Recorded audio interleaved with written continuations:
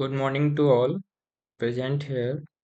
Today we are going to discuss Unit 2 Environment and Ecology syllabus according to AKTU University. Unit 1 we have already discussed. Now we will discuss Unit 2. This is the syllabus for Unit 2 Natural Resources, in which we discuss about water resources, mineral resources, energy resources and forest resources. So first slide is सबसे पहले हम discuss करेंगे resources resources are object materials creatures और any form of energy found in nature that can be used to perform any useful function और we can say useful things किसी भी चीज में हम अगर नेचुरल किसी ऑब्जेक्ट या मटेरियल्स क्रिएचर यानी फॉर्म ऑफ एनर्जी है जिसका हम यूज कर रहे हैं किसी यूजफुल फंक्शन के लिए वो रिसोर्सेस कहलाते हैं they are or may become of potential economic interest due to their inherent properties जो भी ये रिसोर्सेस होते हैं सभी अपने आप में कुछ ना कुछ क्वालिटी रखते हैं जिनकी वजह से हम इनको यूज करते हैं रिजर्व्स क्या होते हैं reserves are that part of resource which has been fully evaluated and is found commercially viable to work on the consideration of mining metallurgical economic etc अब बात आती है नेचुरल रिसोर्सेज क्या होते हैं तो natural resources are the resources which are natural resources can be defined as the resources that exist on the planet independent of human actions यानी independent of human access हम नहीं है ये naturally available resources are the natural resources इनमें हम इन्हें discuss कर सकते हैं these are the resources that are found in environment and are developed without the invention of humans इंसान नहीं बनाते हैं ये नेचुरली अवेलेबल होते हैं बात आ जाती है कितने टाइप्स के नेचुरल रिसोर्सेज आपको डिस्कस करने हैं सबसे पहले हम डिस्कस करेंगे perpetual resources renewable non renewable resources फिर है बायोटिक एबायोटिक नेचुरल रिसोर्सेज इनमें हमें इतने सारे रिसोर्सेज जो गिवन है ये डिस्कस करने हैं जैसे वाटर रिसोर्सेज है मिनरल रिसोर्सेज है फॉरेस्ट रिसोर्सेज है energy resources food and land resources तो आप सबसे पहले डिस्कस करते हैं परपेचुअल रिसोर्सेज तो ऐसे रिसोर्सेज जो does not affected by human use are known as perpetual resources example of perpetual resources are sunlight wind rainfall water and tides etc जैसे अब सनलाइट है इसको आप कितना भी यूज करें इसमें कोई इफेक्ट नहीं पड़ेगा ह्यूमन यूज का इसलिए इनको हम परपेचुअल रिसोर्सेज की कैटेगरी में रखते हैं फिर बात आती है रिन्यूएबल रिसोर्सेज की तो ऐसे रिसोर्सेज जिनको आप बार बार यूज कर सकते हैं एक बार यूज किया फिर उसके बाद और यूज कर सकते हैं किसी और फॉर्म में यूज कर सकते हैं जैसे एग्जांपल के लिए सॉइल है फ्रेश वाटर है फॉरेस्ट है etc these are the example of renewable energy resources फिर इसके बाद बात करते हैं नॉन रिन्यूएबल रिसोर्सेज इनको ऐसे रिसोर्सेज जिनको आप एक बार यूज करते हैं फिर उसके बाद यूज नहीं कर सकते हैं ऐसे रिसोर्सेज को हम बोलते हैं non renewable energy resources examples like fossil fuels such as coal petroleum natural gas etc जैसे अब कोल है एक बार आपने यूज किया उसके बाद इसको दोबारा यूज में नहीं ले सकते हैं पेट्रोलियम है आप व्हीकल चलाते हैं पेट्रोल डाला उसके बाद एक बार यूज किया उसके बाद ऐसा तो नहीं कि दोबारा यूज में ले सकते हैं नहीं ले सकते इसलिए इनको नॉन रिन्यूएबल एनर्जी रिसोर्सेज की कैटेगरी में रखा जाता है फिर बात करते हैं इंटेंजिबल रिसोर्सेज ऐसे रिसोर्सेज हैं जो ह्यूज क्वांटिटी में अवेलेबल होते हैं और इनको इजीली डिस्ट्रॉय भी किया जा सकता है जैसे the tourism industry these are the perpetual renewable and non renewable natural resources अब बात करते हैं बायोटिक एंड एबायोटिक बायोटिक जो रिसोर्सेज होते हैं वो ओरिजिनेट होते हैं from biotic resources have originated from some living organism or have life biotic living organism से ओरिजिन होते हैं और एबायोटिक जो रिसोर्सेस होते हैं वो नॉन लिविंग से नॉन लिविंग थिंग से ओरिजिनेट होते हैं एग्जांपल्स के लिए हम डिस्कस कर सकते हैं जैसे रिन्यूएबल है रिन्यूएबल में live stock fisheries flora and फोना एंड ह्यूमंस फ्लोरा एंड फोना आपके 2 नंबर के लिए भी इम्पोर्टेंट है कि फ्लोरा क्या होता है फोना क्या होता है तो जो फोना होता है वो एक स्पेशल या स्पेसिफिक प्लेस में किसी एनिमल और यानी कह सकते हैं जो एनिमल्स होते हैं उनकी उनको दर्शाता है कि वो फौना है किसी एक स्पेशल प्लेस में। और फ्लोरा जो होता है वो उस स्पेशल प्लेस में किसी भी प्लेस में हो सकता है, ट्रीज और प्लांट्स को रिप्रेजेंट करता है, फौना एनिमल्स को रिप्रेजेंट करता है। नॉन रिन्यूएबल बायोटेक रिसोर्सेस में कोल, पेट्रोलियम, एटीसी, इनको नॉन रिन्यूएबल जो होते हैं इनको बायोटेक में इसलिए रखा गया क्योंकि जो कोल पेट्रोलियम होता है ये भी लिविंग ऑर्गेनिज्म के डिकम्पोजिशन के बाद मिलता है, कई सालों बाद हमको मिलता है, इसलिए इस कैटेगरी को भी हम बायोटेक रिसोर्सेज में रखते हैं। फिर अगला जो रिसोर्सेज हमें डिस्कस करना था इसमें से आप देखें, इसमें से हमने देखो perpetual, renewable, non renewable discuss किया, बायोटिक, एबायोटिक डिस्कस किया। अब जो मेजर नेचुरल रिसोर्सेज हैं जैसे water, mineral, forest, energy, food, land, अब इनको डिस्कस करना है। तो सबसे पहले आ जाते हैं वाटर रिसोर्सेज में। इसमें हम देख सकते हैं water resources are source of water that are useful और potential useful to humans. Very useful है, जल ही जीवन है सभी कहते हैं। Water is prerequisite for the existence of life, life के लिए बहुत जरूरी है। Without water, we can't survive. Plants, animals, and human beings can't survive without water. चाहे हम हों, प्लांट्स हों, एनिमल्स हैं, सभी को पानी की जरूरत होती है। Water is use in agriculture, agricultural, हाउस होल्ड, industrial, recreational and environmental activities, इन सभी चीज़ों में भी वाटर का यूज किया जा सकता है। जैसे एग्रीकल्चर, फसल उगाने के लिए भी आप वाटर का यूज करते हैं। ऐसा तो है नहीं कि बिना पानी के भी हम फसल उगा लेंगे, ऐसा नहीं है। हाउस होल्ड, घरों में भी वाटर का यूज करते हैं। हाउस होल्ड में चाहे आप घर में खाना बनाने से लेके बर्तन धुलने, या फिर आप घर के जो फर्श धुलते हैं, दीवार धुलते हैं, वो सारा जो यूज है, नहाना धोना, सभी हाउस होल्ड में यूज ऑफ वाटर आता है। इंडस्ट्रियल में मैन्युफैक्चरिंग हो या किसी और टाइप्स की भी इंडस्ट्री होता है, सभी इंडस्ट्री में भी वाटर रिक्वायर्ड होता है। रिक्रिएशनल यूज ऑफ वाटर, ऐसे कह सकते हैं कि जब हम कभी वाटर का यूज अपने मनोरंजन के लिए करते हैं, जैसे like we can say water, water park बना देते हैं जिनमें आप नहाने जाते हैं, या कह सकते हैं एक वाटर शो बनाते हैं, फुब्बारे टाइप के आप बना देते हैं, उसको हम बोलते हैं रिक्रिएशनल, मनोरंजन के लिए वाटर का यूज करना। एंड एनवायरमेंटल एक्टिविटीज, और एनवायरमेंट से रिलेटेड जितनी भी एक्टिविटीज हो सकती हैं उनमें भी सभी में वाटर का यूज होता है। तो इसीलिए वाटर आप समझ सकते हैं कि बहुत ज़्यादा इंपॉर्टेंट रिसोर्सेस है। अब इसमें वाटर में एक आता है वाटर साइकिल। वाटर साइकिल आपको पता है कि किस तरीके से वाटर की एक साइकिल चलती है, movement of water in different type, उसके फॉर्म बदलते हुए ये बदलता रहता है। वाटर पहले एवोपोरेट होता है, एवोपोरेशन होने के बाद क्लाउड्स में कन्वर्ट होता है, वापस से रेन होती है, रेन के बाद प्रेसिपिटेशन के रूप में ये वापस से धरती पे आता है, और अर्थ सरफेस में कुछ फ्लो हो जाता है, कुछ इसके अंदर जाता है, तो उसको इनफिल्ट्रेशन बोलते हैं। तो इस तरीके से एक साइकिल चलती रहती है जिससे आप वाटर साइकिल बोलते हैं। जैसे कुछ इसके पॉइंट हम डिस्कस कर सकते हैं, जैसे the sun heats water in sea and ocean. सबसे पहले सन वाटर हीट्स करता है, फिर वो वाटर इवेपोरेट हो जाता है, इवेपोरेट होने के बाद स्नो एंड आइस में कन्वर्ट, वो कंडेंसेशन प्रोसेस होती है, और वो क्लाउड में, या कह सकते हैं we can say small droplets of water में कन्वर्ट हो जाता है। एक प्रोसेस है होती है सबलाइम, इसको 2 नंबर के लिए ये भी बहुत इंपॉर्टेंट होती है कि व्हाट इज सब्लिमेशन। तो sublimation is the process of conversion of water from snow and ice into the water without changing into the gas without changing in water vapour, oh sorry, without changing in the liquid form. यानी बर्फ और ice ये directly convert हो जाता है water vapour में without changing in liquid form, इसलिए important है सब्लिमेशन। राइजिंग एयर करंट्स, जो एयर करंट्स होते हैं वो एटमॉस्फेयर में क्या करते हैं, जो क्लाउड्स होते हैं उनको एक प्लेस से दूसरे प्लेस तक ले जाता है, फिर एयर मूव करा देते हैं क्लाउड्स को, और फिर जगह जगह बारिश हो जाती है। तो इस इमेज से भी थोड़ा बहुत समझ सकते हैं। सबसे पहले आप देख सकते हैं इधर से ये वाटर एवोपरेट हुआ, फिर एवोपरेट होने के बाद कंडेंसेशन हुआ, यानी स्मॉल टिनी ड्रॉपलेट्स ऑफ वाटर में कन्वर्ट हो जाता है। और जो वाटर सी से आता है उसको आप कंडेंसेशन, एवोपरेशन जो हो रहा है उसको आप कंडेंसेशन के through small droplets of water में चेंज हो रहा है। कुछ मूवमेंट ऑफ वाटर वो ट्रीज और प्लांट से होता है, उसको हम बोलते हैं ट्रांसपीरेशन ऑफ वाटर। ट्रांसपीरेशन जो प्रोसेस होती है वो ट्रीज और प्लांट से कंडेंसेशन होता है, या we can say movement of water from trees और प्लांट्स। और सब्लिमेशन वाला जो मैंने अभी बताया वो ये होता है आइस।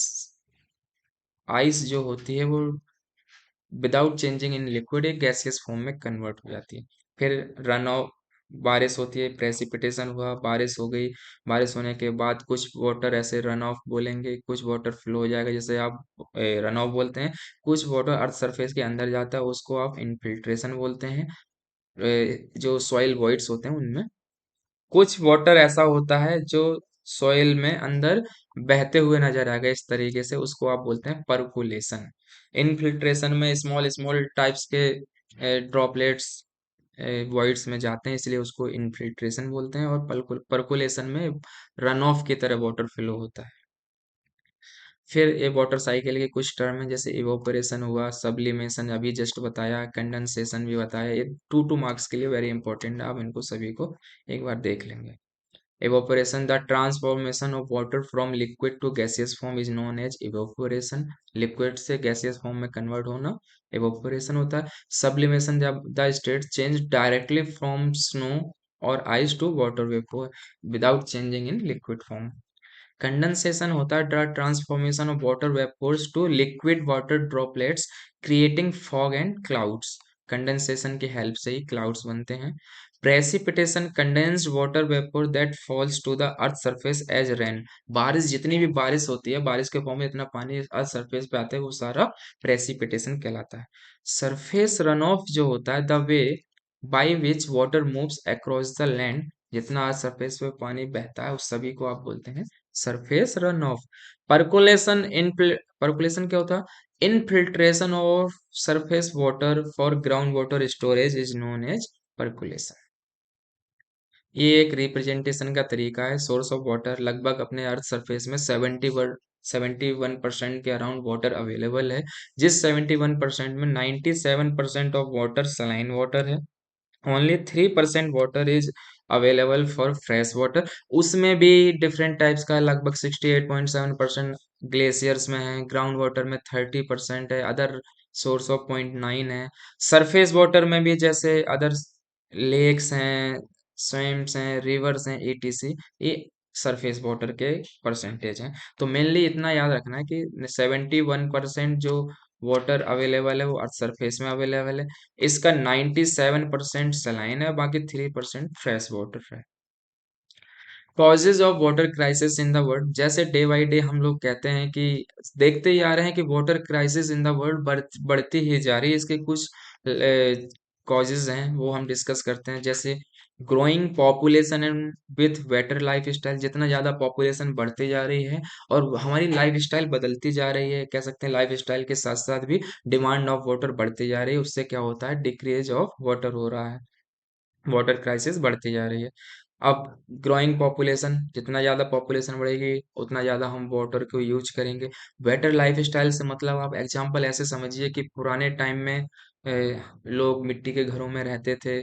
अब क्या है, लोग कंक्रीट के घर बना रहे हैं, टाइल्स लगा रहे हैं, ग्रेनाइट लगा रहे हैं, पर उसको धुलने में और ज़्यादा वाटर का यूज हो रहा है। लोग व्हीकल्स बहुत ज़्यादा खरीद रहे हैं लाइफ स्टाइल बढ़ाने के लिए। जितना अच्छा लाइफ स्टाइल जी रहे हैं उतने ज़्यादा नंबर ऑफ व्हीकल्स ज़्यादा होंगे, उतने व्हीकल्स धोने के लिए भी ज़्यादा से ज़्यादा वाटर रिक्वायर्ड रहेगा। फिर है स्पेशियल एंड टेम्पोरल वेरिएशंस। जैसे अब क्या होता है कि वाटर क्राइसिस के लिए कहीं पे फ्लड है, कहीं पे सूखा पड़ जा रहा है। एक टेम्पोरल वेरिएशन जो टेम्परेचर के साथ जो वेरिएशन होता है उसको इस कैटेगरी में रखेंगे। फिर है fresh water resources are reduced by pollution. जो फ्रेश वाटर के रिसोर्सेस है वो पॉल्यूशन की वजह से वो कम होता जा रहा है। जैसे एक रिवर का एग्जांपल अगर लें, उसमें जब इंडस्ट्रियल वेस्ट हो या डोमेस्टिक वेस्ट हो, जब उस पे डिस्चार्ज किया जाता है तो उससे क्या होता है? वाटर क्वालिटी डिग्रेड होती है, जिसे हम बोलते हैं वाटर पॉल्यूशन हो गया। उससे क्या होता है कि जो फ्रेश वाटर है वो क्राइसिस में आ जाएगा। फ्रेश वाटर ही तो हम कंज्यूम करते हैं, जो कम होता जा रहा है। Increase in extreme weather condition like floods हैं, ड्रॉट हैं, तूफान, साइक्लोन, etc और also responsible for degradation of water crisis, और we can say degradation of water quality.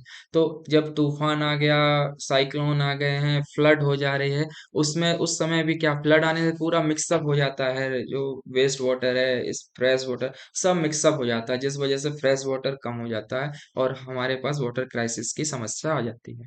तो these are some causes for water crisis. अब जो impact है of over utilization of underground and surface water, सबसे mainly reason देखा जाए, हम जो ड्रिंकिंग वाटर यूज करते हैं या तो सरफेस वाटर का यूज करते हैं या मेजरली ग्राउंड वाटर का हम यूज करते हैं, अंडरग्राउंड वाटर का।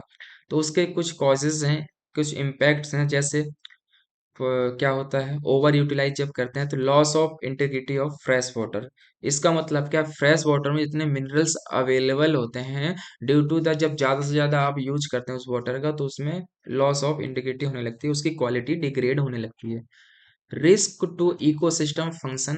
अब हर किसी को वाटर अवेलेबल है, वो हर किसी को वाटर की जरूरत होती है, और इससे आप अंदाजा लगा सकते हैं, जब ज्यादा से ज्यादा यूज कर लेंगे तो इकोसिस्टम में बैलेंस बिगड़ जाएगा, किसी को पानी मिलेगा, किसी को नहीं मिलेगा, जिस वजह से इकोसिस्टम का जो फंक्शन होता है वो बेकार होने लगता है। Depletion of living resources and biodiversities. अब लिविंग रिसोर्सेज एंड बायोडाइवर्सिटीज होती हैं, जैसे बायोडाइवर्सिटीज का मतलब है जैव विभिन्नताओं से मतलब होता है, जब किसी एक प्लेस में स्पीसीज रह रही हैं, वहां पे वाटर क्राइसिस या कह सकते हैं वहां से आप बहुत ज्यादा ग्राउंड वाटर का यूज कर लेंगे तो उनको पानी कम मिलेगा, जिस वजह से उनको डिप्लेशन होने लगेगा, और कह सकते हैं उनकी प्रजाति धीरे धीरे खत्म होने लगेगी। पॉल्यूशन ऑफ वाटर बॉडीज बहुत मेजर इम्पैक्ट डालता है। जितना ज़्यादा पॉल्यूशन होगा वाटर का, उतना ज़्यादा इम्पैक्ट पड़ता है वाटर क्राइसिस का। फिर देखते हैं uses and over uses of water resources. अब नेचुरल रिसोर्सेज का यूज होता है, जैसे डायरेक्ट और इनडायरेक्ट में हम कन्वर्ट कर दे रहे हैं। डायरेक्ट में आप एक्वाटिक ऑर्गेनिज्म में अगर यूज कर रहे हैं, डायरेक्टली यूज करते हैं इसका, इसलिए डायरेक्टली कैटेगरी में रखा।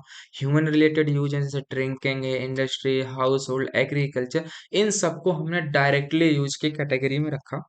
इसके बाद जो इनडायरेक्टली यूज ऑफ वाटर होता है, ह्यूमन रिलेटेड एक्टिविटीज इसमें आएंगे, जैसे हाइड्रो एनर्जी है, नेविगेशन है, रिक्रिएशनल है। इसमें क्या, हाइड्रो एनर्जी में आप वाटर का डायरेक्टली यूज नहीं करते हैं, हाइड्रो से क्या करते हैं, इलेक्ट्रिसिटी बनाते हैं, उसके बाद इलेक्ट्रिसिटी का यूज करते हैं, इसलिए इसे इनडायरेक्ट यूज ऑफ वाटर में रखा। रिक्रिएशनल में आप क्या है, वाटर का यूज डायरेक्टली नहीं करते हैं, इसको मनोरंजन के लिए मान लीजिए आपने वाटर पार्क बनाया, फिर उसका यूज करते हैं, इस वजह से इसको इनडायरेक्ट यूज ऑफ वाटर में रखा। फिर कुछ सेक्शनल डिमांड है, इन्होंने कुछ फोरकास्ट किया कि 2010 में इरिगेशन में 688 बिलियन क्यूबिक मीटर पानी की आवश्यकता होती थी, 2025 से एक ऑलमोस्ट 910 हो जाएगी, यानी बढ़ जा रही है। एक तरीके से हम देख सकते हैं कि 813 बिलियन क्यूबिक मीटर वाटर 2010 में हमें यूज होता था ऑलमोस्ट। अब जो 2025 यानी 15 साल बाद ये लगभग 1093 billion cubic metres water required होगा, डिफरेंट पर्पज के लिए। इरिगेशन है, ड्रिंकिंग वाटर है, इंडस्ट्री है, एनर्जी है, and other source of water, other source. तो अब ऐसे अंदाजा लगा सकते हैं कि जितना पॉपुलेशन बढ़ रही है, पॉल्यूशन बढ़ रहा है, इस हिसाब से डिफॉरेस्टेशन हो रहा है, तो इसीलिए 2025 तक वाटर डिमांड बहुत ज्यादा बढ़ने वाली है। ये एक बार इसको गो थ्रू कर लेंगे, और आ गया तो इसको लिख सकते हैं बड़े आराम से। फिर है water conservation. Water conservation method के लिए क्या क्या कर सकते हैं आप, वाटर संरक्षण, जैसे एक इमेज भी देखिए, देख सकते हैं कि कितना इम्पोर्टेंस है वाटर। तो सबसे पहले रेन वाटर हार्वेस्टिंग है। इसमें आप रेन वाटर हार्वेस्टिंग में क्या करते हैं कि हर जनरली इंडस्ट्रियल एरिया हो, कॉलेजेस हैं, सरकारी दफ्तर हुए, हर जगह जो स्पेसियस जगह होती है वहां पे एक गड्ढा बना के उसमें रेन वाटर हार्वेस्टिंग करी जाती है, जिससे बारिश का पानी उसमें इकट्ठा करते हैं, वो धीरे धीरे क्या होता है, ग्राउंड वाटर में चला जाता है, जिससे ग्राउंड वाटर लेवल सुधरता है। इसका यूज करना चाहिए ज्यादा से ज्यादा। यूज वाटर वाइजली, बुद्धिमानी से पानी का यूज करें, जो भी अवेलेबल वाटर है उसका बुद्धिमानी से यूज करें। ये नहीं कि बस बहा रहे हैं, बर्बाद कर रहे हैं तो कर रहे हैं, ऐसा नहीं करना चाहिए। रीयूज ऑफ वाटर, इसका भी है, बार बार जितना वाटर को आप यूज कर सकते हैं, जैसे हाथ धुलने के जो हैंड वॉश होता है, हैंड वॉश करने के बाद उसका पानी फ्लश के लिए यूज किया जा सकता है। इस तरीके से छोटी छोटी चीजें होती हैं, उनका आप बार बार यूज करें, रीयूज ऑफ वाटर करें, जिससे फ्रेश वाटर का यूज कम से कम करना पड़े। Avoid transmission and distribution loss, इसका मतलब ये होता है, जैसे पाइपलाइन है, यहाँ से एक पाइप लगा के दूसरी जगह तक आप पानी भेज रहे हैं, तो उसमें लॉसेस नहीं होने चाहिए, देखना चाहिए कहीं से लीकेज वगैरह तो नहीं है, और ये इधर से उधर सही सलामत पहुंच रहा है कि नहीं। अगर ऐसा कुछ है तो उसको अवॉइड करना चाहिए, उसको दूर करना चाहिए उस समस्या को। लेसन पॉल्यूशन, पॉल्यूशन कम से कम करना चाहिए, जितना कम पॉल्यूशन होगा उतना ज्यादा अवेलेबल फ्रेश वाटर रहेगा, और हम सावधानी से उसका यूज करें। फिर रिजर्वायर्स एंड डैम्स बिल्डिंग है, रिजर्वायर बनाए, ये बारिश के पानी को इकट्ठा करके रखता है जो हम बाद में इसका यूज कर सकते हैं डिफरेंट पर्पज लाइक एग्रीकल्चर और ड्रिंकिंग ईटीसी। ऑर्गेनिक फार्मिंग को बढ़ावा देना चाहिए। और ऑर्गेनिक फार्मिंग एक तरीके से है जिसमें आप केमिकल्स का यूज किए बिना फसल उगाते हैं, that is comes under organic farming. Adopt fair policies, जो सरकार या जो भी गवर्नमेंट बॉडीज होती हैं वो कुछ पॉलिसी बनाती हैं पानी को यूज करने को लेके, तो उन पॉलिसी को माने, नियम कानून को माने। ऐसा नहीं है कि बहुत ज्यादा पानी यूज करते जा रहे हैं। डू प्रोटेक्ट फॉरेस्ट, जंगलों को भी बचाएं क्योंकि ये जंगल जो होते हैं वो भी बहुत अहम भूमिका निभाते हैं ग्राउंड वाटर टेबल को सही करने में, सॉइल इरोजन को रोकने में। सॉइल इरोजन रोकने से क्या होता है, वाटर पोल्यूशन भी कम होता है। फिर है मेजर्स टू कंजर्व वाटर, कुछ मेजर हैं जो अभी हमने डिस्कस किया। Recharge ground water, use water wisely, reuse water whenever possible, avoid transmission, prevent flow of untreated sewage to lakes and river. अब जैसे हैं अनट्रीटेड सीवेज है, घरों का डिस्चार्ज, वेस्ट डिस्चार्ज है, इंडस्ट्री का वेस्ट है, वो सब लेक्स और रिवर्स में नहीं डालना चाहिए। कलेक्ट वाटर, बिल्डिंग डैम्स, ये सब रिजर्वायर बनाएं, डिगिंग वेल्स, कुएं खोदें, ड्रिप इरिगेशन का यूज करें। इसमें क्या है कि कम पानी लगता है, फसल आराम से उगा सकते हैं। हरियाणा और पंजाब के किसान बहुत ज्यादा यूज करते हैं इसका। एडॉप्ट फेयर पॉलिसीज, जो भी गवर्नमेंट बनाते हैं, प्राइस ऑफ वाटर ईटीसी, सब इनका एडॉप्ट करना चाहिए। Prevent flow of industrial effluence to natural water resources to avoid water pollution, जो अभी डिस्कस किया। Do protect forest, rivers like lakes, lakes है, वेल हैं and other source of water. So these were the measures to conserve of water. Now we will discuss about characteristics of good quality water. अच्छे quality के पानी की क्या विशेषताएं होती हैं वो डिस्कस करते हैं। जनरली सभी जानते हैं, बस फिर भी एक बार रीडिंग कर लेते हैं। जैसे it is transparent, colourless and odourless. Transparent होना चाहिए, कलरलेस होना चाहिए, ऑर्डरलेस होना चाहिए। सफिशिएंट ऑक्सीजन होनी चाहिए ताकि मैराइन लाइफ यानी जो फिशेस हैं और स्पेसीज हैं उनको आसानी से ऑक्सीजन मिल सके ओशियन में। It is free from bacteriological contamination, bacteria नहीं होने चाहिए। Free from any water pollution नहीं होना चाहिए। और जो excessive nutrients like nitrogen phosphorus होने चाहिए, उनसे एक्सेस नहीं होना चाहिए क्योंकि दीज आर रिस्पॉन्सिबल फॉर ऑट्रोफिकेशन। ये क्या होता है ऑट्रोफिकेशन की, जो वाटर होता है उसमें अपर पार्ट में बहुत सारे प्लांट्स, एल्गी और वी कैन से मोटे पत्ते के जलकुंभी टाइप के जो होते हैं वो ऊपर एक लेयर बना लेते हैं जिससे जो सन रेज होती हैं वो अंदर पानी के अंदर तक नहीं जा पाती हैं, जिससे क्या होता है जो अंदर के प्लांट्स एनिमल्स हैं वो उनको ग्रोथ नहीं हो पाती है और सफिशिएंट ऑक्सीजन उनको रिक्वायर्ड होती है।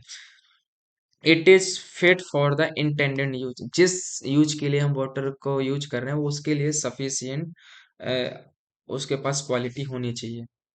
सो these are the good quality water characteristics. और कुछ मेजर फैक्टर्स हैं जो रिस्पॉन्सिबल होते हैं वाटर क्वालिटी डिग्रेडेशन के लिए, जैसे insufficient and incomplete treatment of domestic and industrial waste water. जैसा अभी बताया कि घरों का डिस्चार्ज हो चाहे इंडस्ट्री का डिस्चार्ज हो वो रिवर्स और लेक्स में डालते हैं, बट वो डालने से पहले उसको ट्रीट करना चाहिए, जैसे जो सीवेज ट्रीटमेंट प्लांट होते हैं उन सब में। फिर ऑट्रोफिकेशन है, ये भी रिस्पॉन्सिबल होता है वाटर क्वालिटी डिग्रेडेशन के लिए। Pathogens and pesticides contamination, pesticide का आप एग्रीकल्चर पर्पज के लिए बहुत ज़्यादा यूज करते हैं, this is also responsible for water quality degradation. फिर stagnation of domestic sewage and contamination of ground water etc. तो ये सब जो चीज़ें हैं ये मेजर फैक्टर हैं जो रिस्पॉन्सिबल होते हैं वाटर क्वालिटी डिग्रेडेशन के लिए।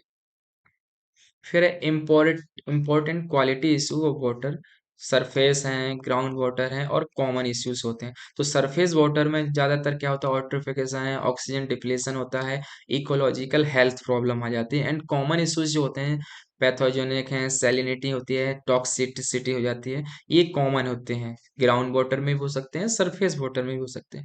एंड ग्राउंड वाटर में जो मेजर इशू आते हैं फ्लोराइड, नाइट्रेट, आर्सेनिक, आयरन, सी वाटर इंस्ट्रेशन, ये सब जो चीजें हैं वो ग्राउंड वाटर में मेजर क्वालिटी इश्यूज होते हैं। फिर आ जाते हैं वाटर बोर्न डिसीजेस में। अब वाटर रिलेटेड जो डिसीज होती हैं वो जैसे फिजिकल में हम कह सकते हैं स्पाइनल इंजरी है, ड्राइंग डूबने से जब मर सकता है आदमी। केमिकल से रिलेटेड है, फ्लोरेसिस एंड लेड पॉइजनिंग जो होती है वो केमिकल हेल्थ हैजार्ड्स में आएगा। बायोलॉजिकल में वाटर बोर्न डिसीज है और water related insects vector disease जो होते हैं वो बायोलॉजिकल हेल्थ हैजार्ड्स में आएंगे। Nutritional health hazards like anaemia और मेल न्यूट्रिशन। एनीमिया भी समझ सकते हैं वाटर बोर्न डिसीज का ही एक पार्ट है। एंड मेल न्यूट्रिशन का मतलब वो ये होता है कुपोषण का जो शिकार हो जाते हैं उनमें क्या मेल न्यूट्रिशन की कमी हो जाती है, जैसे आप बोलते हैं ना कुपोषण का शिकार है। इस टाइप से ये सब चीजें जो होती हैं वाटर बोर्न डिसीज होती हैं। अब इनको कुछ रोकने के लिए क्या उपाय कर सकते हैं? वाटर बोर्न डिसीजेज हैं, ऐसा पानी ना पिएं जो अनट्रीटेड हो, और आधा पका हुआ खाने को ना खाएं ऐसे पानी में, या पॉल्यूटेड वाटर में बने हुए खाने को ना खाएं, अनहाइजेनिक चीजों को ना खाएं, और हाथों को अच्छे से धोएं, सभी जानते हैं। एजुकेट फॉर क्लीन सैनिटेशन, सबको जागरूकता फैलाएं कि सैनिटेशन को क्लीन रखें। Fluoride problem in drinking water. जो फ्लोराइड होता है ये बहुत अच्छा होता है अगर ये लिमिटेड क्वांटिटी में होता है, क्योंकि ये बेनिफिशियल फॉर टीथ। जो फ्लोराइड होता है वो दांतों के लिए बहुत अच्छा होता है। बट जब एक्सेसिव एक्सपोजर टू फ्लोराइड हो जाता है तो ये ड्रिंकिंग वाटर के साथ जब ड्रिंक करते हैं तो इसके कुछ एडवर्स इफेक्ट भी हो जाते हैं। तो ऐसा तो जनरली हर चीज के लिए हम कह सकते हैं कि जब लिमिटेड है तो अच्छा है, एक्सेस में हो जाएंगे तो वो नुकसान करते हैं। जैसे अब फ्लोराइड किन किन चीजों में नुकसान करता है? Fluoride water supply, fluoridated. अब जो सोर्स हैं पहले उनको डिस्कस करते हैं कि सोर्स कैसे है, किस किस सोर्सेज से हम फ्लोराइड कंज्यूम कर लेते हैं। जैसे ऐसा वाटर पानी पिए जिसमें वो पहले से फ्लोराइड अवेलेबल है, और फूड ऐसा खाना जिस फ्लोराइड वाटर से मिलके बना हुआ हो, या माउथ वॉश हो, टूथपेस्ट हो, फूड सप्लीमेंट्स होते हैं, ये सब सोर्स ऑफ फ्लोराइड हैं जिनके थ्रू हम अपने बॉडी के अंदर फ्लोराइड को कंज्यूम कर लेते हैं। अब क्या क्या डेंजर होते हैं, डेंजर्स ऑफ फ्लोराइड कंजम्पशन? जैसे है दांतों को, टीथ जो होते हैं उनको डैमेज कर देता है। उसकी एक रेंज लिखी है इन्होंने कि 0.5 से लेके 1.5 पार्ट्स पर मिलियन अगर होते हैं तब उस रेंज तक तो ओके है। लेकिन ये चाइल्ड्स में क्या होता है कि प्रॉब्लम करता है, सबसे ज्यादा चाइल्ड ही अफेक्टेड होते हैं। और फ्लोराइड की रेंज इतनी है तो ओके है। द बोन, जो फ्लोराइड डैमेजेस द बोन, और कह सकते हैं जो हड्डियों को भी नुकसान पहुंचाता है और दिमाग में भी दिक्कत करता है। जो दिमाग ब्रेन में जो प्रॉब्लम क्रिएट करता है वो आईक्यू लेवल कम हो जाता है, मेनली अफेक्टेड फॉर चिल्ड्रेंस। तो देख सकते हैं चिल्ड्रेंस में ही बहुत ज़्यादा समस्या आती है इसकी। इसीलिए इन चीज़ों का ध्यान रखना है कि फ्लोराइड बहुत ज़्यादा मात्रा में कंज्यूम ना किया जाए। फिर डीफ्लोरोडेशन की कुछ टेक्निक्स होती हैं, इस तरीके से इसे हम बोलते हैं रिवर्स ऑस्मोसिस इनफिल्ट्रेशन। इसमें क्या हो सकता है कि यहाँ से अप्लाइड प्रेशर अप्लाई किया जाता है और एक एक मेम्ब्रेन लगा रखी होती है, जिससे क्या होता है जो सॉल्ट वाटर है या फ्लोराइड के जो पार्टिकल्स होते हैं वो इस मेम्ब्रेन के पहले रह जाते हैं और फ्रेश वाटर हमें मिल जाता है। तो ऐसे ही रिवर्स ऑस्मोसिस फिल्ट्रेशन टेक्निक होती है। एक एक्टिवेटेड एल्यूमिना डिफ्लोराइडेशन फिल्टर होता है और एक नालगोंडा टेक्निक होती है। ये सब तीनों जो होते हैं फ्लोराइड दूर करने की टेक्निक होती हैं। नालगोंडा टेक्निक जो होती है एक स्पेसिफिक जगह में सारी लोकल चीज़ों का यूज करके इन्होंने बहुत ही इकोनॉमिकल एक प्रोसेस था, या बहुत ही इकोनॉमिकल एक ट्रीटमेंट था जो फ्लोराइड को दूर कर रहा था। इसलिए नालगोंडा टेक्निक बहुत ज़्यादा फेमस हुई थी। आर्सेनिक, फ्लोराइड के बाद आर्सेनिक प्रॉब्लम है ड्रिंकिंग वाटर में। ये भी जो होते हैं अर्थ क्रस्ट में मेनली अवेलेबल होता है, और इसकी जो स्टैंडर्ड ड्रिंकिंग वाटर में स्टैंडर्ड होता है आर्सेनिक का वो 10 pb होता है। यानी ये बहुत ज्यादा ह्यूज क्वांटिटी ऑफ वाटर में बहुत स्मॉल पार्टिकल्स इसका होता है। Organic form of arsenic also contain carbon, but in जो ऑर्गेनिक फॉर्म होती है आर्सेनिक की वो कार्बन कंटेंट करती है, बट इनऑर्गेनिक फॉर्म में कार्बन कंटेंट नहीं होता है। Exposure to arsenic in drinking water can cause significant skin changes. अब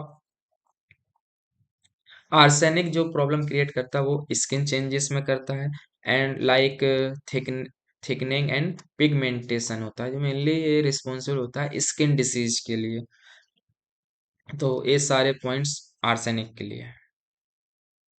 फिर है प्रिवेंशन ऑफ आर्सेनिक प्रॉब्लम, कैसे हम आर्सेनिक प्रॉब्लम को रोक सकते हैं, वही जैसे फ्लोराइड में पढ़ा था ना। Education and community engagement, generally इसमें ध्यान नहीं देते हैं, इसलिए इसकी जागरूकता बढ़ाना बहुत जरूरी है। आर्सेनिक रिमूवल सिस्टम घरों में लगाने चाहिए।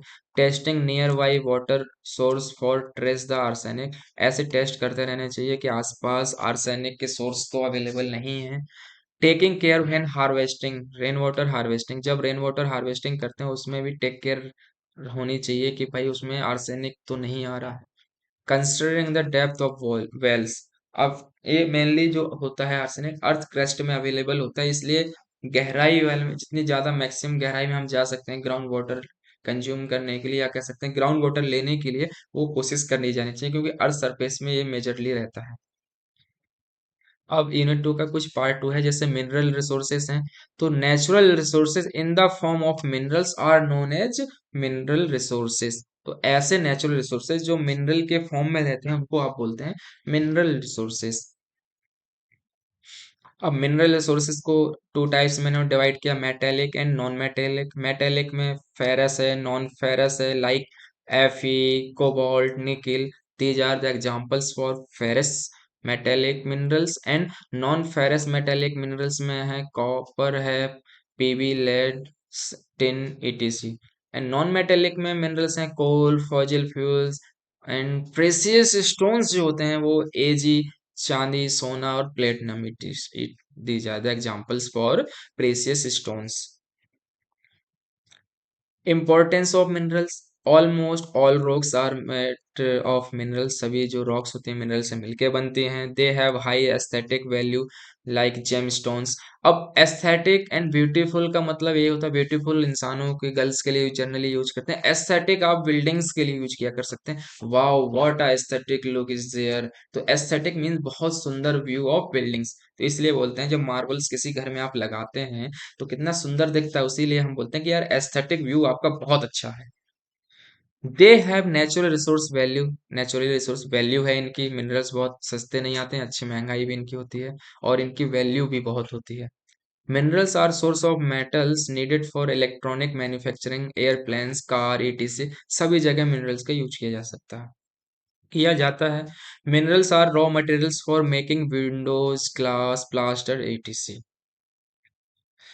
फिर है, अब मिनरल रिसोर्सेज जो इंडिया में होते हैं उनमें रफली होते तो लगभग 100 टाइप्स के मिनरल्स हैं, उससे भी ज्यादा भी हो सकते हैं, लेकिन कुछ दर्जन भर ही ऐसे होते हैं जिनको आप यूज में लेते हैं जनरली।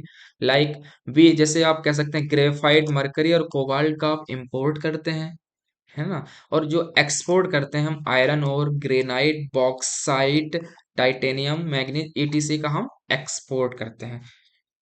अब यही सब चीजें हैं, किस किन किन प्लेसेस में ज्यादा होते हैं, अब जो हम एक्सपोर्ट कर रहे हैं वो चीजें हमारे यहाँ ज्यादा हो रही हैं इसलिए हम एक्सपोर्ट कर रहे हैं। और ये कहाँ पे होती हैं जाने, छत्तीसगढ़, झारखंड, नागपुर, वेस्ट बंगाल, उड़ीसा, इन जगहों में ये ज्यादातर मिनरल्स होते हैं।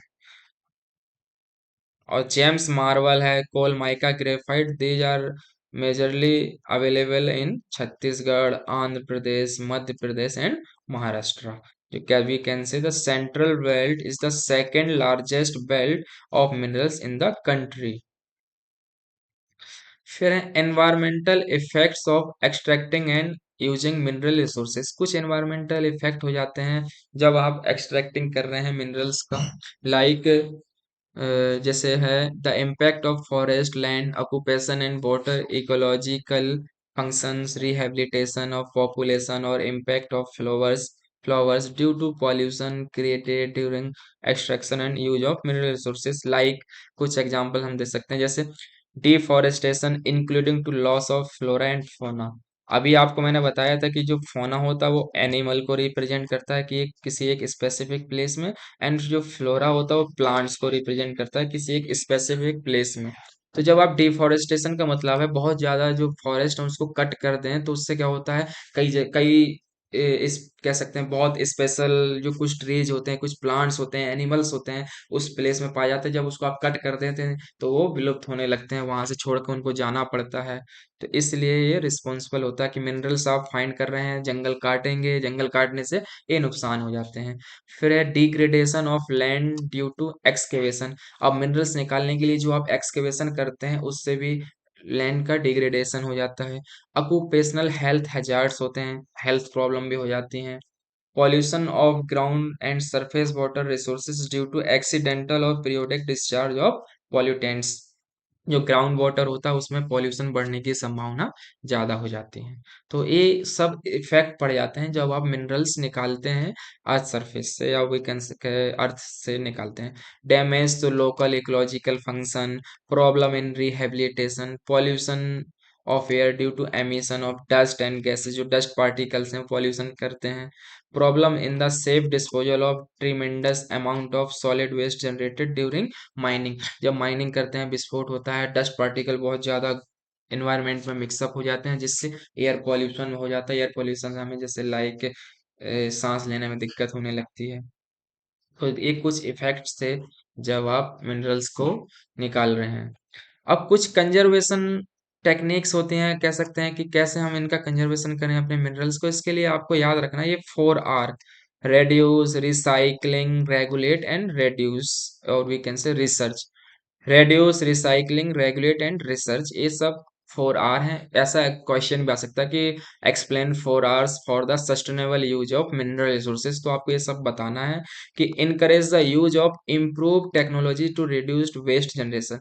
ऐसा यूज करना है या इम्प्रूव टेक्नोलॉजी लानी है जिनसे रिड्यूस कर सकें जो वेस्ट जनरेशन हो रहा है। Encourage recycling of metals. आप इतना ज़्यादा से ज़्यादा इनकरेज करें लोगों को कि रिसाइकेबल चीज़ों का यूज करें। और regulate the use of mineral resources. Regulate का मतलब ये है कि ऐसा नहीं कि हर बार नई खरीद के ही लाएं चीज़ें, एक बार यूज करने के बाद उसको बार बार यूज करें, ऐसा नहीं तुरंत फेंक दिया जाए। और reduce the purchase of unwanted product made from mineral resources. ऐसे प्रोडक्ट का यूज करना थोड़ा कम से कम करें, रिड्यूस करें जो मिनरल से मिलके ही स्पेशल बनता है। एंड रिसर्च करें providing suitable eco friendly alternatives for fossil fuels. कह सकते हैं ना कि फॉसिल फ्यूल्स का जो अल्टरनेटिव हमने इलेक्ट्रिक की तरफ मूव किया है, इस electric vehicles are the examples for second alternative. तो ये 4R टेक्निक्स हैं, 4Rs हैं: reduce, recycling, regulate and research. फिर कार्बन साइकिल। तीन तरीके के साइकिल हैं इसमें जो बहुत ज़्यादा इंपॉर्टेंट है, जैसे कार्बन साइकिल है, नाइट्रोजन साइकिल है and phosphor, carbon, nitrogen and sulphur cycle. तीन में से एक साइकिल जरूरी आती है। पिछली बार कार्बन साइकिल आई थी, तो इस बार हो सकता है नाइट्रोजन साइकिल आए। तो कार्बन साइकिल में movement of carbon atoms, nitrogen cycle में movement of nitrogen cycle, and sulphur cycle में मूवमेंट ऑफ सल्फर। तो इसीलिए आप इनको बोलते हैं sulphur cycle, carbon cycle and nitrogen cycle. तो इसमें आप इमेज में देख सकते हैं कि जो एटमॉस्फेयर में जो फ्री कार्बन होता है, कार्बन डाइऑक्साइड होता है, वो क्या हो सकता है, ट्रीज उसको एब्जॉर्ब करते हैं in the presence of sunlight. This process is known as photosynthesis. और ये जो ट्रीज होते हैं, प्लांट्स होते हैं, इनका डिके होने के बाद ये डेड ऑर्गेनिक कंपाउंड में कन्वर्ट होता है। और कुछ एनिमल्स भी होते हैं, वो भी जब डिकम्पोज हो जाते हैं तो डेड ऑर्गेनिक में कन्वर्ट हो जाते हैं। कुछ प्लांट्स ऐसे होते हैं जो विदाउट सनलाइट क्या करते हैं, रिलीज करते हैं किसको, कार्बन डाइऑक्साइड को। तो ये साइकिल इस तरीके से चल रही है। सबसे पहले फ्री कार्बन डाइऑक्साइड अवेलेबल, उसको प्लांट्स एब्जॉर्ब करते हैं, प्लांट डिकम्पोज होकर डेड ऑर्गेनिक मैटर में कन्वर्ट होते हैं। डेड ऑर्गेनिक मैटर जब और ज्यादा डिकम्पोज हो जाएंगे तो फॉजिल्स और फ्यूल्स में कन्वर्ट हो जाते हैं, जो कि आप उनको बर्निंग और इन इंडस्ट्री और फैक्ट्री में बर्निंग करते हैं। बर्निंग के साथ साथ ये वापस से एटमॉस्फेयर में कार्बन डाइऑक्साइड को रिलीज कर देते हैं। कुछ ऐसे प्लांट्स होते हैं जो सनलाइट की एब्सेंस में कार्बन डाइऑक्साइड रिलीज करते हैं, तो उधर से भी आ गया। कुछ एनिमल्स भी हैं, मरने के बाद क्या करते हैं कि कार्बन डाइऑक्साइड रिलीज करते हैं, जिसे हम बोलते हैं ऑर्गेनिक कार्बन। तो इस तरीके से ये कार्बन साइकिल चलती रहती है। इन कुछ पॉइंट्स हैं, इनको एक एक बार रीड कर लेंगे, और इमेज से मैंने समझा दिया आपको। इस तरीके से अब इसमें जब एग्जाम में आता है तो इस तरीके से आपको आर्ट नहीं बनानी है आपको, इनको फ्लो चार्ट, यानी इसमें ट्री नहीं बनाएंगे, उसमें आप ट्री लिखेंगे। काऊ नहीं बनानी, उसमें आप लिखेंगे एनिमल्स लिखेंगे। इस तरीके से इसमें इंडस्ट्री नहीं बनाएंगे, उसमें लिखेंगे इंडस्ट्री, और वी कैन से फैक्ट्री। इस तरीके से आपको फ्लो चार्ट बनाना, और कोशिश करना है जितना मैक्सिमम फ्लो चार्ट और हेडिंग्स वगैरह बना सकें, अच्छा रहता है। कहते हैं इस सब्जेक्ट में रिप्रेजेंटेशन का बहुत ज़्यादा महत्व है, जितना अच्छा आप रिप्रेजेंट करेंगे अपने आंसर को, उतना अच्छे मार्क्स मिलते हैं। कार्बन साइकिल जो अभी डिस्कस किया। फिर है नाइट्रोजन साइकिल। इसमें देखिए नाइट्रोजन साइकिल में जो अवेलेबल नाइट्रोजन है एनवायरनमेंट में, वो क्या होता है, बिजली कड़कती है, और इस तरीके से क्या होता है कि नाइट्रोजन फिक्सेशन होता है, यानी एक बैक्टीरिया होता है, वो नाइट्रोजन फिक्सिंग बैक्टीरिया कहलाता है। उसके हेल्प से नाइट्रेट्स में कन्वर्ट हो जाते हैं NH3, और अमोनिफिकेशन क्या कहलाता है, NH4 में जो कन्वर्ट हो जाते हैं। का एनिमल वेस्ट होता है उसको बोलते हैं एमोनिफिकेशन हो रहा है, और वो क्या हो रहा है, अमोनियम NH4 अमोनियम नाइट्रेट में कन्वर्ट हो रहा है। तो हम कह सकते हैं जो फ्री नाइट्रोजन है वो बिजली कड़कती है तब भी होता है ये, और नाइट्रोजन फिक्सेशन की हेल्प से, या we can say nitrogen fixing bacteria के हेल्प से ये नाइट्रेट्स में कन्वर्ट होता है, और फिर उसके बाद नाइट्रेट्स के बहुत सारे फॉर्म है, जैसे NH4 NH3 NO2 nitrogen dioxide. और इसको फिर नाइट्रीफाइंग बैक्टीरिया जो होता है वो NO3 में कन्वर्ट करता है। NO3 से फिर जो डी नाइट्रीफाइंग बैक्टीरिया होता है वापस से इसको एटमॉस्फेयर में कन्वर्ट कर देता है, और कह सकते हैं एनवायरमेंट में या एटमॉस्फेयर में वापस से नाइट्रोजन हमें मिल जाती है। तो इस तरीके से एक साइकिल चल रही है, आपको दिख रही होगी। ठीक है। फिर कुछ स्टेप्स हैं जो अभी हमने डिस्कस किए, जैसे फिक्सेशन ऑफ नाइट्रोजन क्या कहलाता है, entry of nitrogen in plants and animals कैसे होता है, अमोनिफिकेशन कैसे होता है, डी नाइट्रिफिकेशन कैसे होता है, जो अभी इमेज से हमने समझा। फिर नाइट्रोजन साइकिल के दो इमेज हैं, दो फ्लोचार्ट टाइप के हैं, आप जो भी साइकिल बनाना चाहें बना सकते हैं, ये डिटेल में है, ये शॉर्टकट में है। फिर है सल्फर साइकिल। अब मैंने अभी बताया ना, मूवमेंट ऑफ सल्फर फ्रॉम, या जैसे movement of sulphur in the atmosphere is known as sulphur cycle. Different types के फॉर्म इसके भी बदलते रहते हैं, जैसे sulphur is primarily found in sedimentary rocks और सी वाटर। फिर क्या होता है, इसको हम डायरेक्टली इमेज से ही समझते हैं। ये है सल्फर साइकिल में, इधर ये सल्फर है, ये मेनली क्या होता है, इधर पे देखिए वेदरिंग ऑफ रॉक्स का मतलब है टाइम टू टाइम जब चेंज होता रहता है, कई सालों बाद इसका वेदरिंग ऑफ जो चेंज होती है रॉक, इसको हम बोलते हैं, कुछ फॉर्म चेंज होती है, फिजिकल फॉर्म इसकी चेंज होती है, इसे आप बोलते हैं वेदरिंग ऑफ रॉक्स। तो मौसम के साथ ये जब बदलती है, इससे क्या होता है, बारिश हुई, वॉल्केनो से बाद में डिस्कस करेंगे, इसको इधर से देखते हैं। वेदरिंग ऑफ रॉक से क्या होता है, रिवर्स में ये सल्फर आया, और ये सल्फेट में कन्वर्ट हुआ।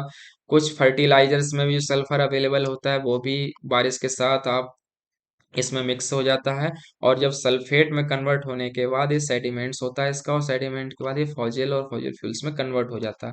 फिर यहाँ से क्या होता है, बर्निंग होता है, बर्निंग के बाद ये वापस से रिलीज हो जाता है एटमॉस्फेयर में सल्फर। इस तरीके से एक साइकिल चलती रहती है। बीच में इसके कुछ साइकिल और चलती हैं, जैसे आप देख सकते हैं कुछ वैल्केनो भी है, वो भी रिलीज करता है सल्फर को। और कुछ प्लांट्स होते हैं जो फर्टिलाइजर्स का यूज करने के बाद क्या होता है, प्लांट्स एब्जॉर्ब कर लेते हैं सल्फर को, फिर उनको एनिमल्स खा लेते हैं, तो एनिमल्स में भी सल्फर आ जाएगा, और फिर एनिमल इसको वेस्ट जनरेट करते हैं और मर जाते हैं, या कह सकते हैं डेड बॉडी हो जाती है। तो वो भी क्या होता है, और उसे हम बोलते हैं ऑर्गेनिक सल्फर में चेंज हो जाता है, और उसका डिकम्पोजिशन होने के बाद फॉसिल फ्यूल्स हमें मिल जाते हैं। तो इस तरीके से एक साइकिल चलती रहती है सल्फर के लिए। फिर आते हैं एनर्जी रिसोर्सेज में। एनर्जी रिसोर्सेज में आप देख सकते हैं the term energy resources refer to any material that can be used as a basic और सोर्स ऑफ एनर्जी। तो कह सकते हैं source of energy is the energy resources. अब एनर्जी रिसोर्सेज का हम डिफरेंट टाइप्स के, या कह सकते हैं बहुत सारे डिफरेंट डिफरेंट प्लेसेस में हम एनर्जी का यूज करते हैं, और एनर्जी कंजम्पशन किसी भी कंट्री के लिए बहुत ज्यादा यूजफुल होती है उसके डेवलप होने के लिए, क्योंकि एनर्जी हर चीज में रिक्वायर्ड है। आप देखिए व्हीकल में है, घरों में इलेक्ट्रिसिटी का यूज करते हैं, इंडस्ट्री में भी इलेक्ट्रिसिटी का यूज कर सकते हैं करते हैं, फॉसिल फ्यूल्स का यूज करते हैं, बहुत सारी चीजें हैं। यानी बिना एनर्जी के किसी कंट्री का डेवलपमेंट पॉसिबल नहीं है। इसलिए जितना ज्यादा एनर्जी रिसोर्सेज का यूज कर सकते हैं करना चाहिए। और जो इसमें भी कुछ टू टाइप्स के एनर्जी हम रिसोर्सेज डिवाइड करेंगे, तो जो रिन्यूएबल एनर्जी रिसोर्सेज है उनका बहुत ज्यादा से ज्यादा यूज करना चाहिए, क्योंकि वो ह्यूज क्वांटिटी में अवेलेबल है, और doesn't affected by human use, जैसे सोलर है, विंड एनर्जी है, ये सारी एनर्जी क्या है ह्यूमन यूज से अफेक्टेड नहीं होती हैं, और जितना मैक्सिमम आप यूज करेंगे उतना ज्यादा डेवलपमेंट इससे होगा। और जो नॉन कन्वेंशनल, जो नॉन रिन्यूएबल एनर्जी रिसोर्सेज हो सकते हैं, जैसे वो क्या होते हैं कि एक बार यूज किया खत्म हो जाते हैं। अब हम क्यों इलेक्ट्रिक व्हीकल की तरफ मूव कर रहे हैं, क्योंकि जो फॉसिल फ्यूल्स हैं वो धीरे धीरे खत्म हो रहे हैं ना। एक टाइम ऐसा आएगा कि तेल, ऑयल, जो पेट्रोलियम और डीजल है, सारे खत्म हो जाएंगे एक समय बाद। तब हमारे पास क्या होगा, इसलिए हम अल्टरनेटिव खोजते रहते हैं। तो ये एनर्जी का कुछ पॉइंट है, जैसे हमने टू टाइप्स में रिन्यूएबल एंड नॉन रिन्यूएबल में इसको कैटेगराइज किया। रिन्यूएबल और नॉन रिन्यूएबल हम पहले डिस्कस कर चुके हैं। कुछ एग्जांपल्स हैं, जैसे रिन्यूएबल एनर्जी रिसोर्सेज के हैं hydro, wind, solar, biomass, geothermal, ETC are the examples of renewable energy resources, and non renewable energy resources are like coal and petroleum.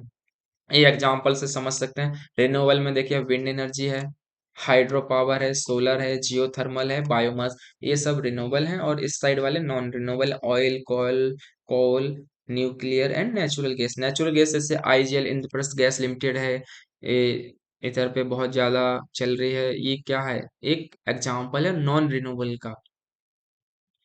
फिर सोर्स ऑफ एनर्जी, इसको आप कन्वेंशनल और non conventional में इसको कह सकते हैं। और ये अपोजिट होता है, कैसे अपोजिट होता है, ये किसके, कन्वेंशनल एनर्जी रिसोर्सेज कहलाते हैं नॉन रिन्यूएबल एनर्जी रिसोर्सेज, और जो non conventional source of energy होते हैं उनको हम कैटेगरी में रखते हैं रिन्यूएबल एनर्जी रिसोर्सेज की। तो इसमें भी जो कन्वेंशनल एनर्जी रिसोर्सेज है उसको टू टाइप्स में डिवाइड किया, जैसे कॉमर्शियल और नॉन कॉमर्शियल। कॉमर्शियल में कोल, पेट्रोलियम, इलेक्ट्रिसिटी कॉमर्शियल है, जिनके लिए आपको पैसे देके खरीदना पड़ता है। और non commercial firewood, straw, dry dung, ये फ्रीली अवेलेबल होता है। हालांकि आज के टाइम में तो सभी चीजें फ्री में तो कुछ भी अवेलेबल नहीं है, बट एक तरीके से गांव साइड में आप जब जाएंगे तो फायरवुड है, जलाने वाली लकड़ी आराम से मिल जाएगी। स्ट्रॉ होते हैं, स्ट्रॉ क्या होता है, गेहूं की फसल है इस तरीके से, अरहर हुई, ये सब फसलें जो होती हैं, जो तना बचता है ना उसको सूखने के बाद, उसको आप बोलते हैं स्ट्रॉ। वो भी जलाने के काम आता है। ड्राइड डंग है, जो एनिमल्स होते हैं वेस्ट करते हैं, वो सूख जाता है, तो वो भी घरों में यूज होता है खाना पीना बनाने के, खाना वगैरह बनाने के लिए। तो इसको आप कैटेगराइज में रखते हैं नॉन कमर्शियल में। तो नॉन कन्वेंशनल में कौन आते हैं, जो रिन्यूएबल एनर्जी रिसोर्सेस हैं, like bio energy, solar energy, wind, tidal energy from urban waste. तो इन सबको आप कैटेगराइज रखते हैं नॉन कन्वेंशनल एनर्जी रिसोर्सेस। फिर इनको ही जो अभी बताया वो सारा डिस्कस है। इधर देखो कन्वेंशनल है, फिर commercial and non commercial discuss किया। फिर कॉमर्शियल में कोल में इंडिया फोर्थ लार्जेस्ट है, और ऑयल विंड एनर्जी में हम सेकंड लार्जेस्ट है इन द वर्ल्ड का और consumption. Non conventional energy resources में आ गया, देखो सोलर है, विंड एनर्जी है, ये आ गया second largest country in the generation of wind power. हम सेकंड लार्जेस्ट हैं for in the generation of wind and power, कह सकते हैं wind energy. Tidal energy, the tidal energy is generated by exploiting the tidal waves of the sea. जो sea के up and down होते हैं ना water waves, उनकी help से क्या होता है, एक वहां पे भी विंड टाइप की लगाते हैं, और वो भी रोटेशन, अप डाउन हुआ तो उससे रोटेशन होता है, रोटेशन के बाद हम उसमें इलेक्ट्रिसिटी जनरेट करते हैं। कुछ डिफरेंस हैं, ये आ जाता है लिखने को, तो इनको भी आप एक एक बार रीड कर लेंगे। फिर बायो एनर्जी है। बायो एनर्जी है, सीवेज है, म्यूनिसिपल वेस्ट है, एनिमल वेस्ट है, इंडस्ट्रियल रेजिड्यू है, इन सब से मिलके जो एनर्जी बनती है वो बायोमास एनर्जी कहलाती है। और ये कन्वेंस नॉन कन्वेंशनल एनर्जी का एग्जाम्पल है। फिर सोलर एनर्जी है। Solar energy is defined as the transformation of energy that is present in the sun, is one of the renewable energy है। आपको पता है अनलिमिटेड अवेलेबल है, कितना भी यूज करें इससे कोई फर्क नहीं पड़ता है। और प्लांट्स भी इसको यूज करते हैं, शुगर एंड स्टार्च के लिए कन्वर्ट करते हैं। This conversion process is known as photosynthesis. 2 marks के लिए इंपॉर्टेंट है ये। Solar cell panels are use to convert this energy into electricity. अब सोलर एनर्जी को इलेक्ट्रिसिटी में कन्वर्ट करने के लिए आप सोलर सेल्स का यूज करते हैं। फिर इसके कुछ एडवांटेजेस हैं, फिर डिसएडवांटेजेस हैं। एडवांटेजेस में क्या है, क्लीन है, रिन्यूएबल है, रिलायबल है, कोई पॉल्यूशन नहीं करती है, ये सब इसके एडवांटेज हो जाते हैं। और यही एडवांटेज आपको विंड एनर्जी और टाइडल एनर्जी में भी लिखने हैं।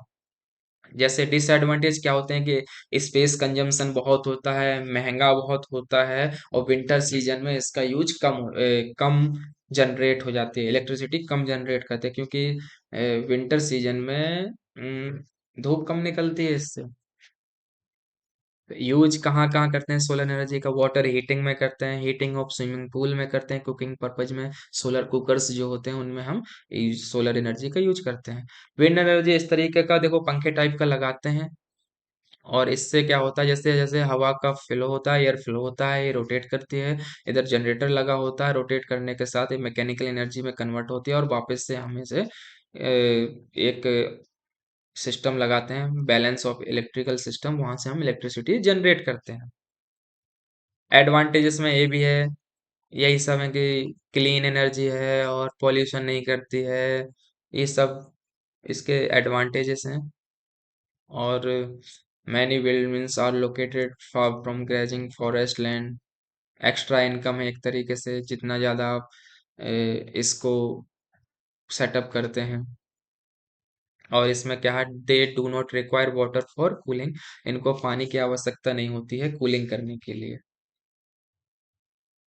लिमिटेशंस हैं, लिमिटेशंस आ जाए या डिसएडवांटेज है, आप ये सब लिख सकते हैं। जैसे wind energy is variable irregular, कभी हवा चल रही है कभी नहीं चल रही है, ये इरेगुलर है। जब नहीं चलेगी तो वो रोटेट नहीं करेगा, रोटेट नहीं करेगा तो इलेक्ट्रिसिटी जनरेट कम करेगा। और लोकेशन जो होती हैं वो शहर से दूर होती हैं, इससे इसको जनरली अवे फ्रॉम सिटीज होती हैं, जिससे क्या होता है इलेक्ट्रिसिटी को ट्रांसपोर्टेशन ट्रांसपोर्टेशन करने में दिक्कत होती है। Design manufacturing installation of wind turbines is very complex, बहुत ज्यादा कॉम्प्लेक्स है, इसी वजह से बहुत ज्यादा ह्यूज क्वांटिटी में फिर भी है, लेकिन हर जगह अवेलेबल नहीं है, क्योंकि सिटी से दूर होती है, पहाड़ों में होती है एक तरीके से। Contribute oiling and whistling sound, बहुत जब बहुत ज्यादा तेज हवा चलेगी तो इससे साउंड नॉइज आता है। Output of single wind mill is quite small, इसमें क्या होता है जब सिंगल विंड मिल लगाते हैं तो उसका आउटपुट बहुत कम है, इसलिए नंबर ऑफ विंड मिल बहुत ज्यादा हमें रिक्वायर्ड होती हैं। कॉस्ट ऑफ मेंटेनेंस इसका बहुत ज्यादा होता है। तो these are the limitation of for wind energy. फिर है टाइडल एनर्जी, इसमें देखो जो सी के अप एंड डाउन लहरें होती हैं, इस तरीके से सी लेवल है वो अप एंड डाउन होता है, उसकी हेल्प से हम एनर्जी जनरेट करते हैं। इसमें अब ये तीन तरीके की इसलिए दिखा रखा है, बस इनमें फाउंडेशन में चेंज है। देखो फर्स्ट वन है सिर्फ ट्राइपॉड लगा के, जिसकी अर्थ सरफेस बहुत हार्ड होती है, उसमें सिर्फ ट्राइपॉड लगाएंगे हो जाता है काम। और कुछ अर्थ सरफेस थोड़ा सॉफ्ट होती है, उसमें हमें कंक्रीट एक ब्लॉक बनाते हैं फाउंडेशन में, उसके लिए पर्याप्त होता है। और कुछ इस तरीके के होते हैं जो बहुत सॉफ्ट होता है, उसमें हमें क्या होता है पाइल फाउंडेशन टाइप प्रोवाइड करनी पड़ती है for the installation of wind mill. कुछ मेरिट्स हैं वही क्लीन रिन्यूएबल, जैसे सोलर और विंड में लिख रहे थे इस तरह के। हाईली एफिशिएंट है, पावर जनरेशन यूजिंग टाइड्स और waves does not create green house gases, भी नहीं क्रिएट करता, वही जो पॉल्यूशन नहीं क्रिएट करती हैं। तो ये सब मेरिट्स हो गए। डिमेरिट्स में भी लिख सकते हैं, इनिशियल कंस्ट्रक्शन बहुत ज़्यादा कॉस्ट हाई होता है, required technology is not fully developed for harnessing tidal energy, tidal energy का बहुत ज़्यादा यूज करने के लिए अभी टेक्नोलॉजी फुली डेवलप नहीं हुई है इंडिया में। Ecological impacts relating to alteration of tides and waves is not fully understood, बहुत ज़्यादा हमें अभी समझ नहीं है इन चीज़ों की, इसलिए तो पढ़ाई कर रहे हैं और कोशिश करते हैं कि ज़्यादा से ज़्यादा इनका यूज कर सकें। वेव्स आर इरेगुलर, जिस तरीके से विंड इरेगुलर होती है इस तरीके से वेव्स भी कभी अप डाउन बहुत जल्दी जल्दी हो रहे हैं, कभी धीरे धीरे अप डाउन होती है, तो उस समय भी एनर्जी जनरेशन कम हो जाता है। तो these are the disadvantages of tidal energy resources. फिर आ जाते हैं फॉरेस्ट रिसोर्सेस। ये भी बहुत इंपॉर्टेंट टर्म है कि फॉरेस्ट क्या है। ये forest can be defined as a biotic community of predominant of trees serves और any other woody vegetation usually in a closed canopy, एक कैनोपी टाइप की बना लेते हैं जिसे हम फॉरेस्ट बोलते हैं, जिसमें बहुत सारे एनिमल्स प्लांट्स इंसेक्ट्स बहुत सारी चीजें अवेलेबल होती हैं। एक क्या होता है इसमें लगभग जो 21% का एरिया है जियोग्राफिकल एरिया वो कवर्ड है फॉरेस्ट है, और मध्य प्रदेश हमारा नंबर 1 है इंडिया में जिसमें सबसे ज्यादा फॉरेस्ट एरिया है, और इकोसिस्टम के लिए बहुत ज्यादा हेल्पफुल होता है। कुछ टाइप्स में कैटेगराइज इन्होंने किया tropical temperate and boreal forest में। तो फर्स्ट सबसे पहले कुछ इसके फंक्शंस देख लेते हैं। फंक्शन है, it perform very important function both to human and nature. जाहिर सी बात है, ह्यूमन एंड नेचर दोनों के लिए यूजफुल होते हैं forest. They are habitat of millions plants animals, बहुत सारे प्लांट्स के लिए, एनिमल्स के लिए, वाइल्ड लाइफ के लिए घर होते हैं। कहते हैं ना, जंगल घर है जीव जंतुओं का। इसलिए जब आप इसको कट कर देंगे तो उनका घर नहीं बचेगा और वो विलुप्त होने लग जाएंगे धीरे धीरे। दे recycle rain water, they remove pollutants from air. जितना ज्यादा जंगल होगा उतना ज्यादा वो ग्रीन हाउस गैसेस को एब्जॉर्ब करेंगे, उतना ज्यादा कार्बन डाइऑक्साइड को एब्जॉर्ब करेंगे और रिलीज करेंगे ऑक्सीजन को। they control water quality by stop or we can say by control of soil erosion। जब soil erosion कम होगा इससे क्या होगा, water pollution भी कम होगा। they moderate temperature, अब temperature को भी कंट्रोल करते हैं। they influence soil condition and prevent soil erosion। अब फर्स्ट वन था टॉयल सॉरी ट्रॉपिकल फॉरेस्ट। ये इस तरीके के जंगल होते हैं, बहुत ज्यादा हरे भरे होते हैं और इसमें मोस्टली जो वर्ल्ड है सबसे ज्यादा फॉरेस्ट इसी टाइप के हैं और सबसे ज्यादा वैरायटी और we can say maximum biodiversities are available in this type of forest. देखो पूरा हरा भरा बना हुआ है।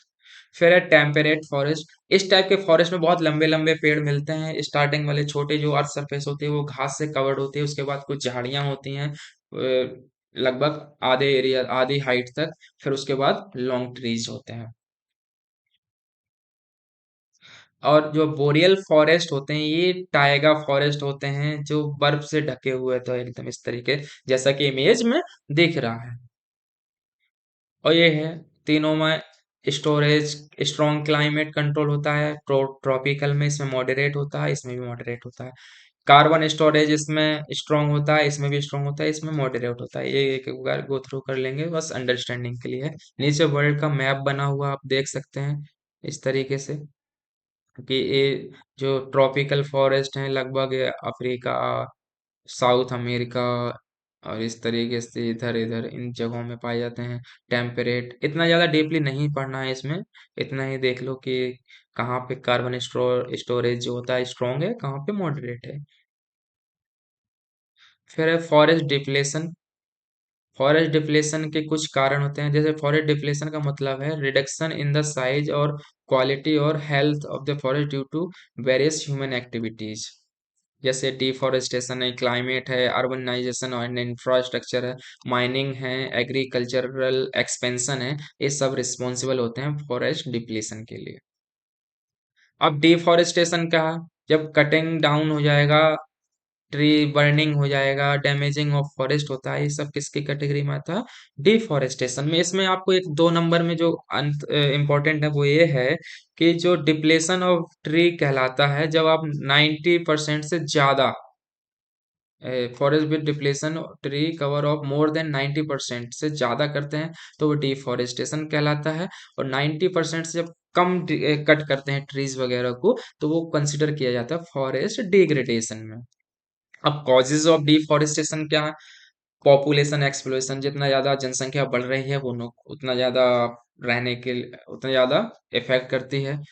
और commercially logging cutting trees for sale as timber. ये क्या है, कॉमर्शियल यूज में अगर आप टिम्बर को लेते हैं बेचने के लिए, टिम्बर्स का यूज डोर्स विंडोज ईटीसी बनाने के लिए यूज करते हैं, इससे भी क्या कटिंग ऑफ ट्रीज बढ़ जाती है। माइनिंग करने के लिए आप ट्रीज काटते हैं, डैम इंफ्रास्ट्रक्चर क्रिएशन के लिए भी ट्रीज का कट करते हैं, जंगल के जंगल काट देते हैं। फॉरेस्ट फायर्स है, जब कभी जंगल में आग लग जाए या एसिड रेन हो जाए वो भी रिस्पॉन्सिबल होती है डिफॉरेस्टेशन के लिए। Development of project and housing project, जब डेवलपमेंट के नाम पे आप प्रोजेक्ट बनाते हैं तो जो भी पेड़ आते हैं उनको, ट्रीज आते हैं उनको आप कट कर देते हैं, तो इस ट्रीज कट करने से क्या होता है, डिफॉरेस्टेशन होता है। इफेक्ट क्या होते हैं, सॉइल इरोजन बढ़ जाता है, harm to fisheries. Harm to fisheries कैसे है, जब बारिश होती है सॉइल इरोजन बढ़ता है और सॉइल इरोजन बढ़ने के साथ क्या होता है, सॉइल वाटर के साथ बहती रहती है और डाउन स्ट्रीम में इकट्ठा होने लगती है जहाँ पे फिशेस को दिक्कत होने लगती है क्योंकि सॉइल के साथ सांस लेने में उन्हें दिक्कत होने लगती है। मोर फ्लड्स एंड ड्रॉट जब जंगल ज़्यादा से ज़्यादा कट जाएंगे तो वो कंट्रोल नहीं करेंगे, और कंट्रोल नहीं होने से क्या होता है, बहुत ज़्यादा फ्लड कंडीशन बनती है और या फिर सूखे की कंडीशन बनने लगती है। हैबिटेट लॉस, बहुत सारे जंगली जानवरों का घर को लॉस हो जाता है। एक्सटेंशन ऑफ सम स्पीसीज, कुछ स्पेसीज जो स्पेशल होती हैं वो विलुप्त ही होने लगती हैं। Local and global climate change होने लगता है, कभी गर्मी पड़ रही है तो बहुत ज़्यादा गर्मी हो रही है, सर्दी पड़ रही है तो बहुत ज़्यादा सर्दी हो रही है। ग्लोबल वार्मिंग के लिए भी रिस्पॉन्सिबल हो जाता है, क्योंकि बहुत ज़्यादा ट्री कट हो जाएंगे जो कि कार्बन डाइऑक्साइड को ऑब्जॉर्व करते हैं, वो नहीं करेंगे। इससे क्या होगा, कार्बन डाइऑक्साइड बहुत ज़्यादा एटमॉस्फेयर में मात्रा बढ़ जाएगी, जिससे ग्रीन हाउस गैस भी इफेक्ट भी बढ़ जाएगा।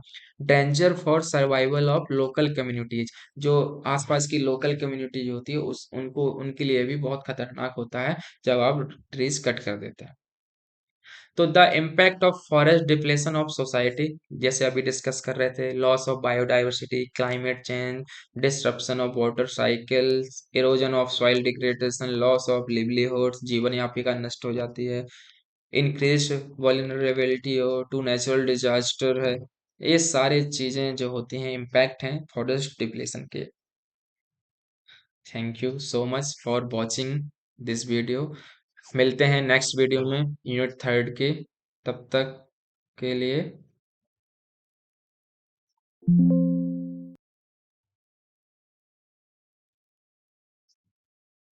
Thank you so much.